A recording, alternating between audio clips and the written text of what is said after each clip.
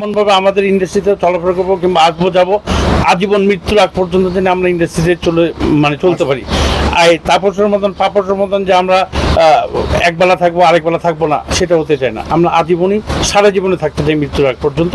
এই জন্য আপনাদের সহযোগিতা দরকার এবং আমাদের যে কমিটিটা করা হচ্ছে কিংবা আমাদের কমিটির পাশে আপনারা থাকবেন, তাহলে আমরা আমাদের এই কমিটিটা নিয়ে একটা সুন্দর সূর্য যে উনি দেখেছেন ওনার ভাষাতেই, তো আমরা ওই সুন্দর সূর্যটা আরও উজ্জ্বল করতে চাই। আমাদের এই চলচ্চিত্রটা আরও এক ধাপ এগিয়ে নিয়ে যেতে চাই। যদি আপনার সাথে থাকেন ইনশাল্লাহ আমরা পারবো। Thank you very much. আপনি বলেই দিয়েছেন সবকিছু। এরপরে একটু জানতে চাই যে আপনার বিগত বছরগুলোতে কিছু ইন্টারভিউ আমি দেখেছি, তো সেখানে আমার কাছে মনে হচ্ছে আপনার ভিতরে কোনো ক্ষোভ হয়তো রয়েছে বা আপনার না, ক্ষোভ সবার, আমরা তো রক্ত মাংসে গড়া মানুষ, ক্ষোভ থাকতেই পারে, কিন্তু আমরা তো ক্ষোভ ঝাড়িনি, তাই না?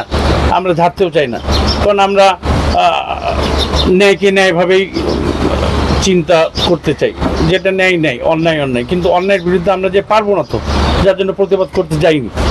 এখন আল্লাহ পাক আমাদেরকে দেখেছেন, আমরা আমাদের সৎ কাজের কিংবা আমাদের যোগ্য কাজের জন্য হয়তো বা একটা যোগ্য জায়গায় আমরা আসবো, সবাই মিলে একটা সমষ্টিগতভাবে কাজ করবো আমরা সবাই মিলে, তাই না? তাহলেই তো আমরা সফলতা অর্জন করব।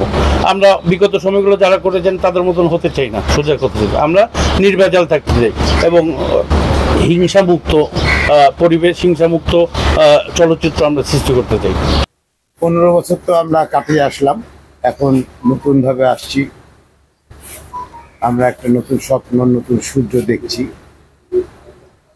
চলচ্চিত্রে গান একটা ফ্যাক্টর, আমি এতটুকু বুঝি, কারণ আমরা যখন কাজ করতে যাই আশেপাশের দেশগুলোকে দেখলে বোঝা যাবে তারা একটা গানের উপরে বেশ তারা নির্ভরশীল হয়, কিন্তু গানটা দিয়ে তারা প্রথমে ইয়ে করে। গান একটা ফ্যাক্টর, তারপরে ছবি তো কাহিনী ফ্যাক্টর, বহুত কিছু মিলে একটা ছবি তৈরি হয়। তবে মিউজিকটা ছবির সাথে যায়। জাস্ট আমার শরীরে যেরকম জামা কাপড় আমরা পরে থাকি সেরকমই অবস্থা মিউজিকের ব্যাপারটা কাজ করে। বর্তমানে পরিস্থিতি যেটা, সেটা খোকন ভাই খুব ভালো বললো যে যেখানে গানটা বাজবে সেটা কি এখন মাইকে বাজবে না ডিজিটাল সাউন্ডে বাজবে, এক গেল।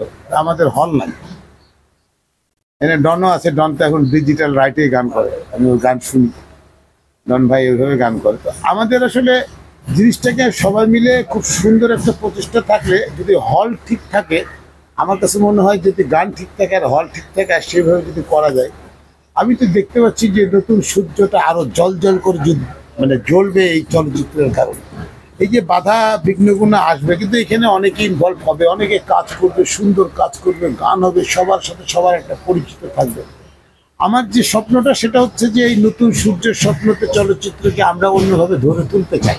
আমাদের দেশ থেকে যাতে অন্য অন্য দেশে গিয়ে আমাদের ছবিগুলো প্রচার হয়, আমাদের হলমুখী যেন ছেলে মেয়েরা আসে। যেমন হলে তো নাই, তো হল নাই বলি, তো একটা ছবির জন্য, একটা সিনেমার জন্য, যে কোনো বিষয়ের জন্য গান একটা ফ্যাক্টর, যেটা আমরা এবার আন্দোলনে বুঝিয়েছি। এই গান চলচ্চিত্র সব মিলিয়ে এগুলো নিয়ে আপনাদের একটি সম্মিলিত যেহেতু কমিটি করেছিলাম, এর মানে চলচ্চিত্র উন্নয়নের জন্যই কাজ করে। তো এই জন্য আপনাদের একটা বিস্তর গবেষণা থাকা দরকার, হয়তো এরকম কোনো পরিকল্পনা আছে কিনা এবং আমরা ভবিষ্যতে দেখতে পারবো কিনা আসলে আমরা যেমনটি চাচ্ছি। আপনি মারাত্মক, খুব মারাত্মক সুন্দর প্রশ্ন করছেন। 15 বছরের গবেষণাকে ভাঙার জন্যই আমাদের নতুন গবেষণা।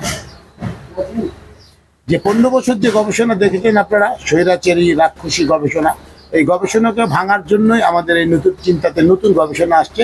ইনশাল্লাহ সামনে ভালো কিছু দেখতে হবে। তাপসের ব্যাপারটা কিন্তু আছে, তাপসটা আমার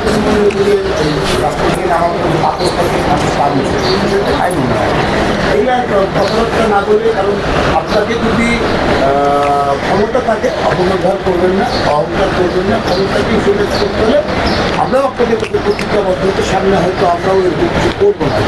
তাপসের মধ্যে কাজ করতে, কারণ তাপসের পাত্র আমরা হতে চাই না, আমরা দেশকে দিয়ে গেছি। সিনেমা হলে দর্শক যেত বা মিউজিকটা আগে প্রকাশ হতো, সেই মিউজিকের কারণে সিনেমা হিট হতো।